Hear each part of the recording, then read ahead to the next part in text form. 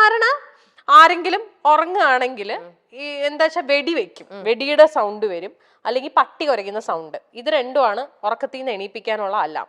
ഇത് പതിവിൽ വിപരീതമായി ഞങ്ങൾ കുറെ പേര്, ഞങ്ങളെല്ലാരും, എനിക്ക് തോന്നുന്നു സാൻഡ്രയും ഞാനും ഒക്കെ അന്ന് ഗാർഡനിൽ ഇരിപ്പുണ്ടെന്ന് തോന്നുന്നു. ഞങ്ങൾ ഗാർഡനിൽ ഇരിപ്പുണ്ട്.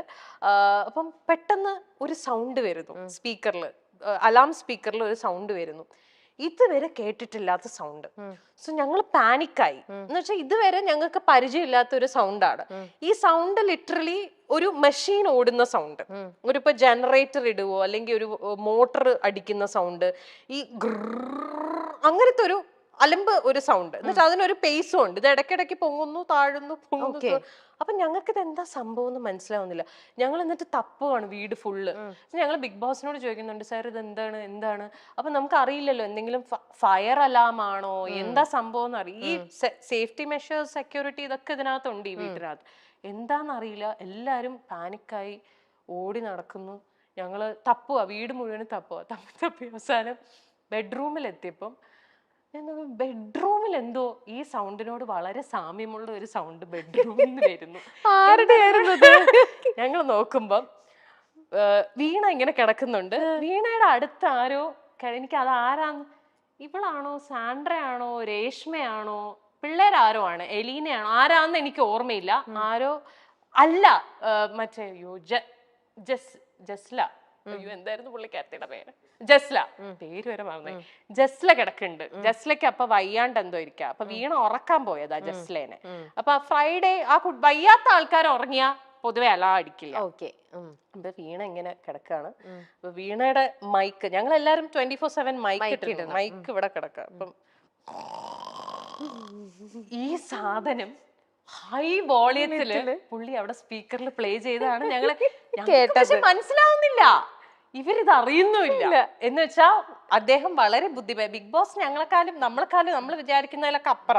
പുള്ളി ഇൻഡോർ സ്പീക്കേഴ്സ് ഓഫ് ചെയ്തു. എല്ലാരും ഗാർഡനിൽ ഇരിക്കുന്നുണ്ട്, ഗാർഡൻ സ്പീക്കർ മാത്രം ഓൺ ചെയ്തു. അപ്പൊ എന്താ ഇവരറിയുന്നില്ല, ഇവരുടെ കൂർക്കമ്പലി ഇവിടെ ഞങ്ങള് ഹൈ വോൾട്ടേജിൽ കേട്ടോണ്ടിരിക്കണം. ഞങ്ങളെല്ലാരും ചുറ്റും നിന്ന് ഇത് കണ്ടോണ്ടിരിക്കുക. പെട്ടെന്ന് വീണ എണീച്ചിട്ട് അതെ കൊച്ചിന് വയ്യാത്തോണ്ട് അത് ഭയങ്കര, എന്ന് വെച്ചാ ഇപ്പൊ പറയുമ്പോ ചിലപ്പോ അത് ഭയങ്കര നമുക്ക് ചിരിയൊന്നും വരില്ല. പക്ഷെ ആ സമയത്തുണ്ടല്ലോ ഞങ്ങളിത് ഫുള്ള് തപ്പിക്കൊണ്ടിരിക്കും. ഇത് എവിടെ നിന്ന് ഈ സൗണ്ട് വരുന്നു, ഇത് എന്താണ് ഈ സൗണ്ട്, അലാമാണോ, എന്താ, നമ്മളെന്താ ചെയ്യേണ്ടത്, ഗേറ്റ് ഇപ്പൊ തുറക്കുവോ, പുറത്ത് ആരെങ്കിലും വരുന്നു. ഞങ്ങള് വൈൽഡ് കാർഡ് എൻട്രി എന്നൊക്കെ പറഞ്ഞു. ഞങ്ങൾ വിചാരിച്ചു വൈൽഡ് കാർഡ് എൻട്രി വരുന്നതിന് മുമ്പുള്ള അലാമിങ് ആയിരിക്കും ഇതൊക്കെയാണ്. ഇത് ഇവിടെ നിന്ന് മോട്ടർ വരുന്നതാണെന്ന് നമ്മൾ അറിയുന്നില്ലല്ലോ. പിന്നീട് അത് കുറെ ഞങ്ങൾ പറഞ്ഞു ചിരിച്ചിട്ടുള്ള ഒരു മൊമെന്റ് ആണ്.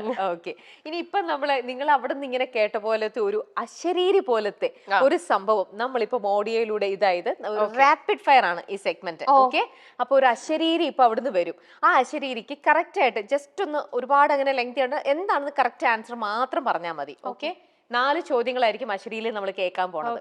ശ്രദ്ധിക്കാം.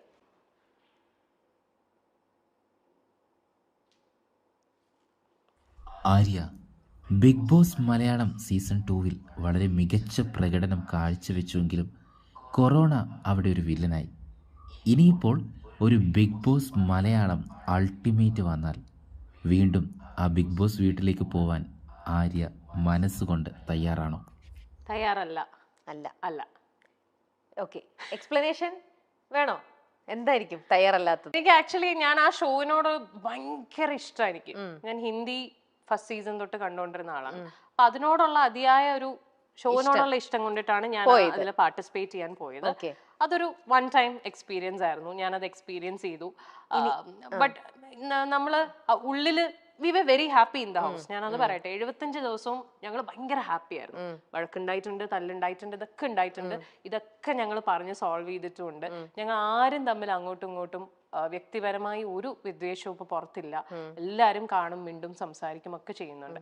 പക്ഷെ പ്രേക്ഷകർ ഇതിനെ എടുക്കുന്ന രീതി, പ്രേക്ഷകരെയും ഞാൻ കുറ്റം പറയില്ല, ഇത് ഒരു ഷോ ആണ്. അപ്പൊ അത് ടെലികാസ്റ്റ് വരുന്ന രീതി അങ്ങനെയാണ്. അത് എനിക്ക് കുറച്ച് ട്രോമാറ്റിക് ആയിരുന്നു. അതിലൂടെ ഇനി ഒരിക്കൽ കൂടി പോകാൻ I am not ready. Because അത് എന്നെ മാത്രമല്ല ബാധിച്ചത്, എന്റെ ഫാമിലി, എന്റെ ഫ്രണ്ട്സ്, എന്നെ കണക്ട് ചെയ്തിരിക്കുന്ന എല്ലാരെയും ബാധിച്ചു. And I don't want to put them through it again. ഇനി okay, that's it. Okay, next one. ആര്യയുടെ ജീവിതത്തിൽ ആര്യയെ ഏറ്റവും വേദനിപ്പിച്ച ഒരാൾക്ക് ആര്യയുടെ ഭാഗത്തു നിന്നുമുണ്ടായ മികച്ച പ്രതികാര മാർഗം അതെന്തായിരുന്നു? പ്രതികാരം ഒന്നും ഞാൻ ആരോടും ചെയ്തിട്ടില്ല. വേദനിപ്പിച്ചിട്ടുള്ള ആൾക്കാരൊക്കെ ഉണ്ടായിരുന്നു. പ്രതികാരം ആരോടും ചെയ്തിട്ടില്ല, ഒരിക്കലും ചെയ്തിട്ടില്ല, ചെയ്യൂല. അതിന്റെ ആവശ്യമുണ്ടെന്ന് എനിക്ക് തോന്നുന്നില്ല. ഈ പറയുന്ന പോലെ കർമ്മ എന്ന് പറയുന്നതിൽ കുറച്ചെങ്കിലും വിശ്വസിക്കുന്ന ഒരാളാണ് ഞാൻ. നമ്മൾ ചെയ്തിട്ടുള്ളതിനെ നമുക്ക് കിട്ടുള്ളൂ. അതുപോലെ സംഭവിക്കാതിരിക്കാം, ഇല്ലായിരിക്കാം. അത് കഴിഞ്ഞു, that's done and dusted. Okay, next one. Badai ബംഗ്ലാവിന്റെ ഒരു മൂന്നാം വരവ് ആര്യ ആഗ്രഹിക്കുന്നുണ്ടോ? ഭയങ്കരമായിട്ട് ആണല്ലേ. ഓ യെസ്. ആര്യനെ ലോകം മുഴുവൻ അറിഞ്ഞതും അംഗീകരിച്ചതും അല്ലേ, ഇഷ്ടം കിട്ടിയതും എല്ലാം ആ ഒരൊറ്റ പ്രോഗ്രാമിൽ നിന്നാണ്. അത് ഒരിക്കലും സംഭവിക്കാൻ പോകുന്നില്ല എന്ന് എനിക്കറിയാം. പക്ഷെ ഭയങ്കരമായിട്ട് ആഗ്രഹിക്കാലോ. അതെ, ഭയങ്കര ആഗ്രഹമുണ്ട്. ആ സെയിം ടീം ഇനിയും വരണം എന്നുള്ളത്. Next one, last one. സിനിമയിൽ നായിക വേഷങ്ങൾ അധികവും ആര്യയെ തേടി വരാതിരുന്നതിന്റെ ഒരു കാരണം? അതിന്റെ കാരണം എന്താണെന്ന് സത്യം പറഞ്ഞാൽ എനിക്ക് അറിയില്ല. സിനിമയിൽ നായികാവേശം എന്തുകൊണ്ട് വരുന്നില്ല എന്നുള്ളത് ജെനുവിൻലി എനിക്കറിയില്ല. മേ ബി കേപ്പബിൾ അല്ലാത്തോണ്ടാണോ എന്താണെന്ന് അറിയില്ല.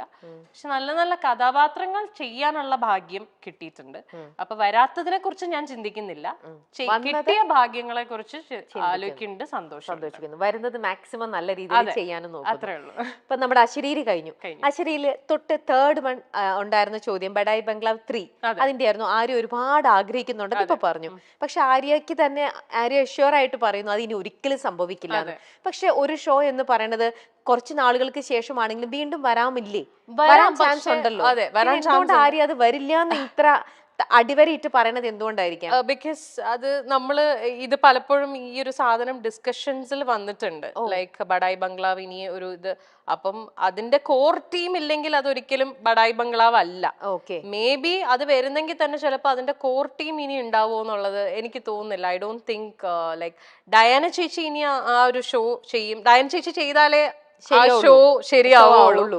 I don't think she'll be doing it again. ആണല്ലേ, അതുകൊണ്ടാണ് ആ ഒരു സംഭവം. Yes, and even എനിക്ക് തോന്നുന്നില്ല രമേശ് ഏട്ടൻ ഇനിയും ആ ഒരു തരത്തിലേക്ക് വരും. വേറൊരു ലെവലിൽ നിൽക്കുകയാണല്ലോ. തിരിച്ചും വീണ്ടും തുടങ്ങിയ ആരും വരില്ലല്ലോ അല്ലേ. ആളെ റീപ്ലേസ് ചെയ്ത് ആര് വന്നിട്ടും ശരിയാവില്ല, അത് ആവില്ല. അത് തന്നെ. ഓക്കെ, ഇനി ആര്യയുടെ അടുത്ത് ചോദിക്കാനായിട്ട് വേറൊരാള് ഇവിടെ വീഡിയോയിൽ എത്തിയിട്ടുണ്ട്. ഓക്കെ, ഓവർ ടു ആ വീഡിയോയിലേക്ക്. കുഞ്ഞപ്പാ, എന്താ നമസ്കാരം. എനിക്ക് ഉറപ്പാണ് ഈ ഇന്റർവ്യൂവിൽ ഇപ്പൊ റീസെന്റ് ആയിട്ടുണ്ടായ ചില ചൊറിച്ചിലുകളെ പറ്റിയിട്ടൊക്കെ